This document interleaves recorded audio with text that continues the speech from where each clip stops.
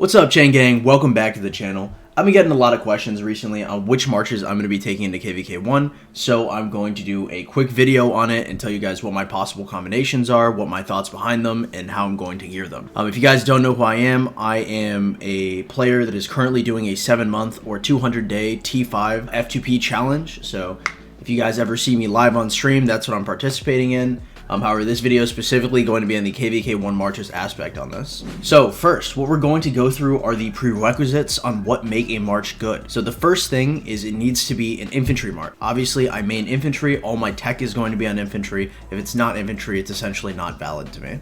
Number 2, it needs to be level 60 for most troops and most talents. If you guys don't know, your troop capacity goes up the higher level you are, and obviously the higher level you are, the more talents you get. If you're not level 60, you're fighting inefficiently, and you might as well just be burning resources and healing speeds. So if you're going to fight with only your best. If you don't have a best, then, maybe you sit this one out. Third, they should probably be expertise. Now, it's KvK 1, so I'm probably only going to get 3 expertises, 4 if I'm really, really lucky. Those are going to be Sun Tzu, second was Joan, third is going to be Bjorn, and fourth is most probably going to be Yulji. I was considering going for Matilda, but considering I'm not going to be using her in KvK 1, and by the time I see combat, I'll probably be going into another combat epic. The thought was that I was going to have 5 or 6 by the time I hit there. That was not true. Obviously, I had not played in a while, so I just didn't have a grasp of how much I would have by the time I got to KvK 1. So, that's my bad. But yeah, we're going to Yulji after Bjorn. Lastly, they need to fit 300k infantry and a 50% expansion. So this means you need to have CH25, and you need to have level 60 commanders. This is kind of redundant with the first point, but I'd just like to hammer home how important it is that you have your full amount of troops, and how important it is to be using expansions. Even if you're using a 25% expansion, just use an expansion when you fight. Lastly, in terms of gear, they should have a special talented full windswept set plus a gatekeeper shield. Something like this, except the head and feet are obviously going to be special talented. I also plan on getting 2 Delanes and another silent trial, and I plan on special talenting both of my silent trials. How close to that I actually get, we'll see. I think the silent trials at least are definitely possible. Worst case scenario, I have 4 silent trials and 0 Delanes, but hopefully I have at least 1 Delanes. So now that we've gone through the prerequisites, we're going to go through the possible primaries that we're going to run for KvK 1. First, we're going to have Sun Tzu as a possible primary, Bjorn, Ethelfled, Richard, and Yulji. These are all the commanders that I plan on having level 60 by KvK 1. She is currently about level 50, I just haven't started her, and now that I've finished starting up Richard, I have another 20-30 days or so up until I see combat in which I can get Ethelfled to 6 stars. If I don't get her there, then I'm not going to use her, but if I do get her there, I probably will. In terms of gear, if you guys are curious, this is just full XP gear. So with our 5 primaries decided, we're going to start making our marches. So the first type of march that I want to build is a murder ball march. So I'm going to have at least 4 capable units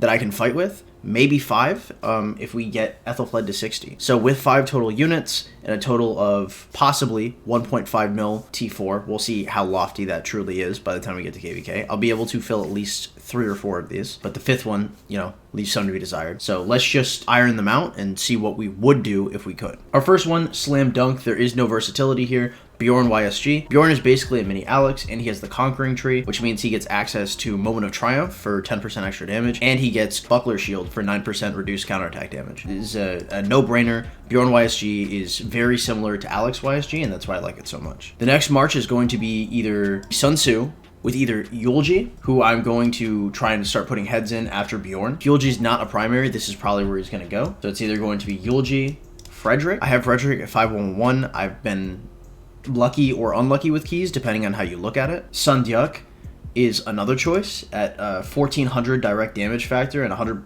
rage reduction. She's just not bad to have as a secondary. And the last one here, and the least likely, is probably Osmond. I think Osmond's okay, but I don't have enough to really invest in him to make him valid. I think Sun Dyuk or Freddy are probably going to be a lot more reasonable if I end up fielding Yulji. Next is Ethelfled. If I get her to 60, we're probably going to be secondarying her with either Yulji for repeated debuffs on defense. So if you don't know, she activates her effect, and then it goes 1 second, and then 2 seconds when the ability goes off, and then Yulji's ability would go off and then chain the defense debuff, right? So we'd get 4 seconds of 30% reduced defense, which is, I think is really nice. And then we could also look at either Osmond or perhaps Sun Dyuk with her as well. I think Osmond's pretty clear here because there's a good chance that Sun Dyuk might end up going with Sun Tzu, but we might end up just smacking Sun Dyuk with Ethelfled to #1 nuke, #2 debuff, since we're probably going to have Freddy with Sun Tzu, since Sun Tzu doesn't care when the damage goes off, but Ethelflaed needs it to be immediate because her buff only lasts 2 seconds, and so your ability comes out 2 seconds after her ability. So since Freddy has ticks, you'd be missing out on extra damage if you use Freddy with her. Next is going to be Richard. This is like basically a slam dunk. It's going to be Richard Joan.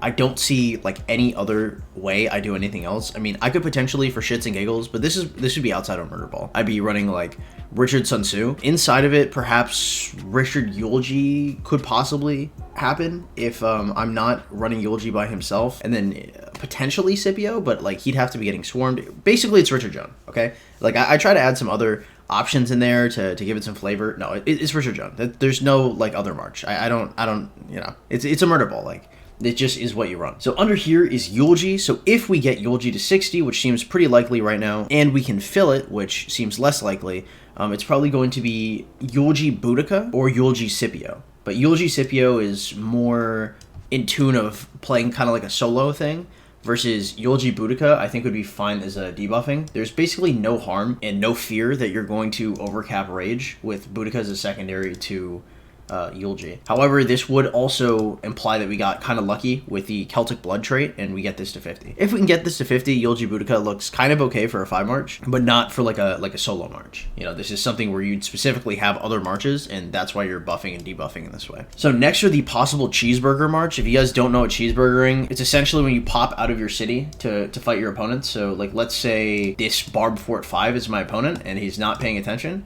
I just pop out with a march, I hit him, right? I get an ability off or something of the sort, and then all of his buddies notice, and then I pop back in my city. Because when you're on territory in KvK, no one can hit you. When you're defending flags or something like that, cheeseburgering is a really easy way to start wiping off enemy troops without having to fight too many of them at the same time. With that being said, if I were to cheeseburger, I would probably use Bjorn YSG. I think that march is absolutely crazy, and it feeds in really well to like what the concept of cheeseburgering is, with its immediate direct damage factor, its buckler shield, and Moment of Triumph. I'm probably going to end up switching my tree so I can fit Moment of Triumph in. This is really, really good for cheeseburgering. I think it'd be really strong with Bjorn YSG. If you can maintain above 90% and get YSG's ability off, and it's just a huge amount of damage. Another one is Tzu YSG. I think that's a pretty baller one as well. I just don't think it is quite as potent as Bjorn YSG could be at first.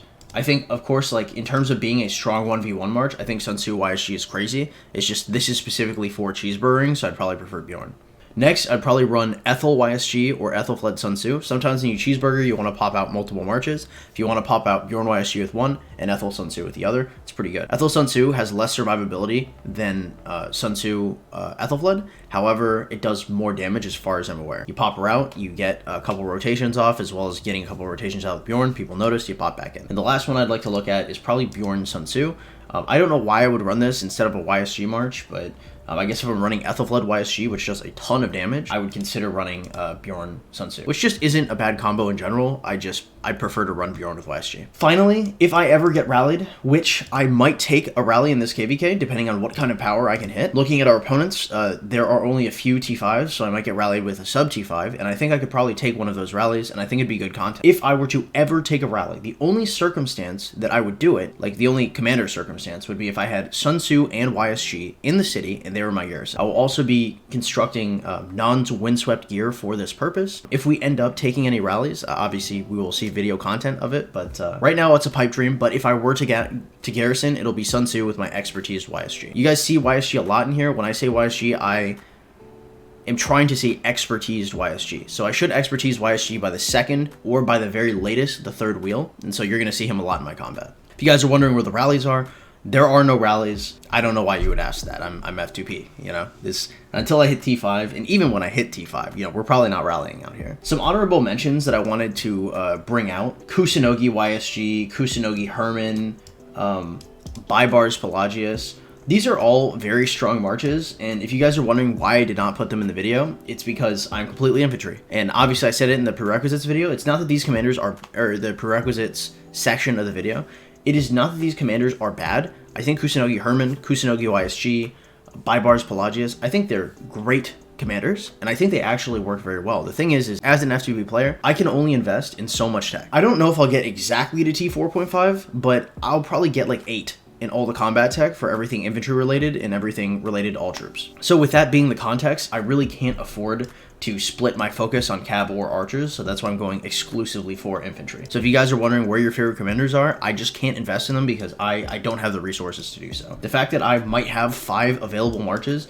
and potentially could fill them all is ludicrous in itself for an F2P for KvK 1. So I mean, just recognize that like I can do a lot, but I can't do everything. I did think about level 16 buy bars because I think the next march I would do, if I had more time, of course our KvK is probably looming, and like pre-KvK is going to start in like 17 days or something. I'd probably be going for like a buy bars Pella just because it's such a strong march, and because buy bars has the conquering tree, you can get, it's the same reason why Bjorn is pretty good. Honorable mentions out, and yeah, that's going to be it. If you guys enjoy the content, liking, commenting, subscribing helps a ton. If you guys want notifications for when I go live or when I'm not live and you want to contact me, the best place to find me is the Discord in the description below. If you guys want to support the channel, as you guys may or may not know, I do not have any sponsors, so donations are always appreciated. The donation link is in the description below, or consider becoming a member of the channel. If you guys are watching this video right now, if this video has currently come out, you look at the time on it, we are currently live. Even if it is far after this video came out, I'm probably still live, so drop by, say hi, if you have any questions, now's the time to ask them, and yeah, have yourselves an absolutely wonderful day. Thanks for dropping by, guys, and have a good one.